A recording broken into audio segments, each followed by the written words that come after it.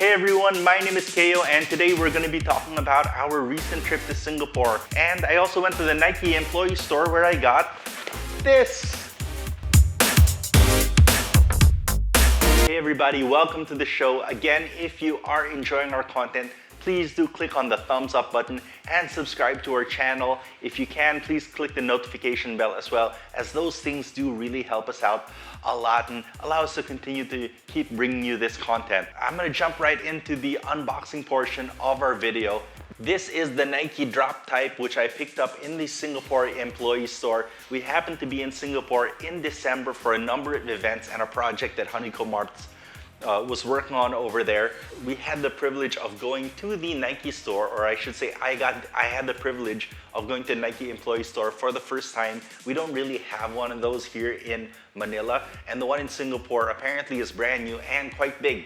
So that was quite a wonderful experience. The staff there was all super duper friendly, and it was just nice to kind of go there and shop like a Nike employee. The staff was actually super cool. What happened was I got there at a certain time in the afternoon and they said that they were going to change all of the stuff on display, and it's a pretty big store. It's like almost as big as our space here. There's a display of apparel and shoes, and the staff told me to browse first, and then after 30 minutes they would change everything and put all new stuff, and then I could shop again. So that was pretty cool. I ended up spending more than an hour in that store just looking at footwear and the new apparel that they had, and that was pretty awesome. And I ended up with a number of things, including this box here. So this is the Nike Drop Type in the wolf gray / black total orange colorway. So it's the gray Nike Drop Type. It's from the N.354 series, which is kind of a tribute to the fastest mile by Steve Prefontaine, where he ran his fastest mile in 3 minutes and 54 seconds. We did another shoe in this series in our last videos where we talked about the Type GTX, which is their Gore-Tex shoe, which was based on a shoe from 2001, I think. Anyway, so we did an unboxing and a quick review on that shoe, and then we did a second video about when I took that shoe up into the rainforest, up into the mountains of Nueva Vizcaya.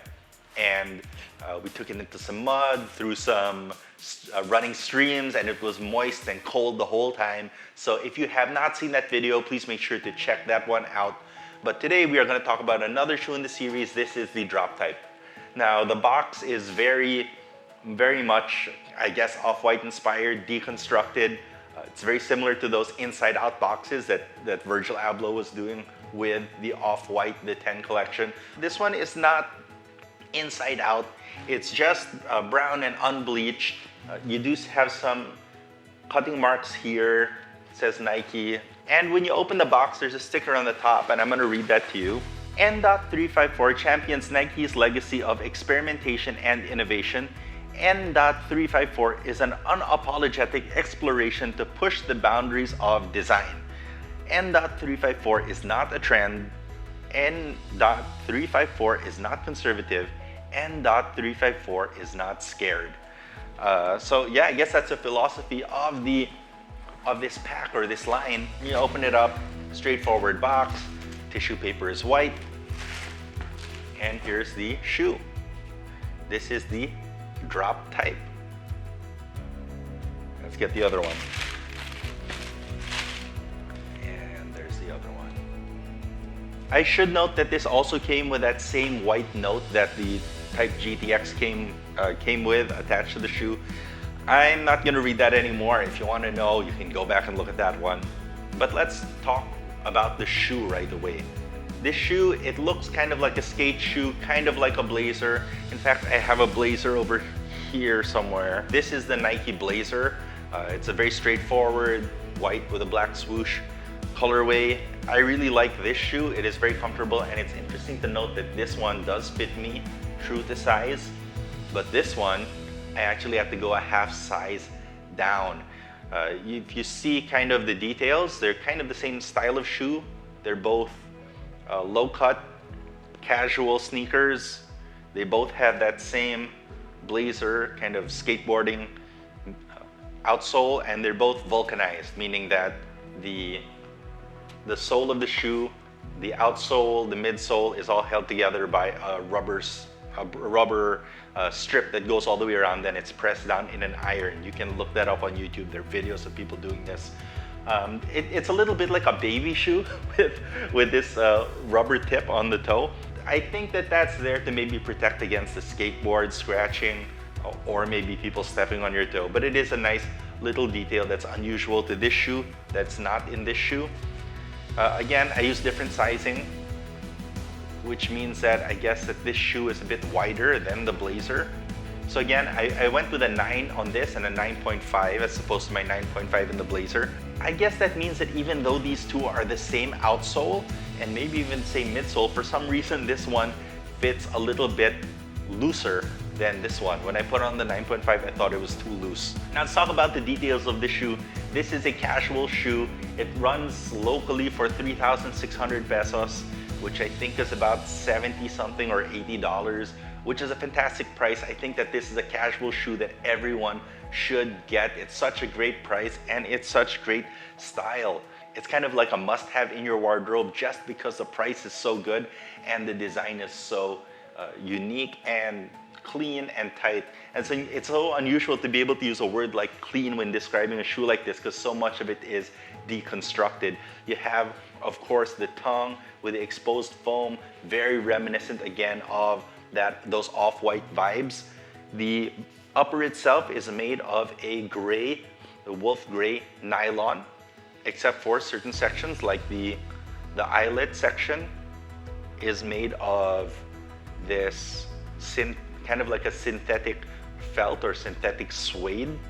And then over here on the lateral side on the toe, there is an embossed Nike swoosh on that same gray felt material. That gray felt material is also on the heel counter, goes all the way around. I think a detail that most people miss is over here, just above the rubber on both sides, there's this very, very small black strip, and I think that that's a really nice detail, a really nice nuance that, that they really put some thought into this design.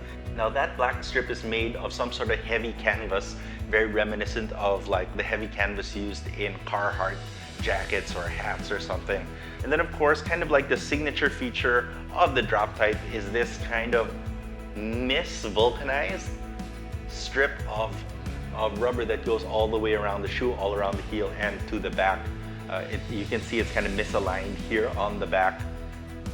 And the thing that I liked about this shoe and why I'd seen the Drop Type before, but I was attracted to this particular colorway, was because that on most other versions of this shoe, I think that this stripe, this strap is the same color as the midsole. So it's kind of like a white on white. So it kind of has this little pop of contrast. White laces, and then the tongue, which kind of, when you wear it, it pops up really high like this. When it's on your foot, you'll see in the on-foot shots. And pretty much just the swoosh here on the heel. The heel tab is orange and it's made of a leather, kind of a leatherette material. The lining is made of mesh nylon. And on the insole, it says the Drop Type design is based on a prototype Nike Air Moab from 2001. So I think that all of these N.354 shoes are inspired by prototypes that maybe never saw the light of day, never made it to retail. So they've kind of taken those out and brought them out in this pack, in this collection.